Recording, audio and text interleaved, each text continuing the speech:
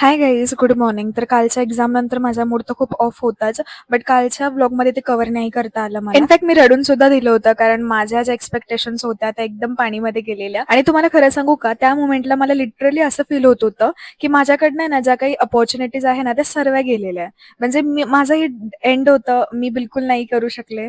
आणि हे मला तेव्हा वाटत होतं, but after 1 or something half hour नंतर मला असं समजायला लागलं की यार हे माझं फर्स्ट होतं, सो ठीक आहे. आणि इतका काही माझा बॅड परफॉर्मन्स नव्हता, ठीक-ठाक होता, ओके होता.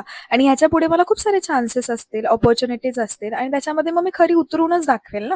सो हे नंतर मी मला स्वतःला समजवलं. म्हणजे ओव्हर थिंकिंग चुका तर मी करते, पण त्याच्यानंतर जे मला सॅड फील होतं, ते सुद्धा मी एक्सेप्ट करते आणि त्यानंतर मी स्वतःला समजून सांगते. म्हणजे मला समजत नाही कोणता टॅलेंट आहे हा माझ्याकडे. बरं, तर हेअरस्टाईलची एक्झाम झाल्यानंतर आमचा मेकअपचा कंटिन्यू होणार होता. आज फक्त मेकअपचा क्लास होता आणि खूप छान वाटत होतं यार, की थोडंफार स्ट्रेस कमी झालं.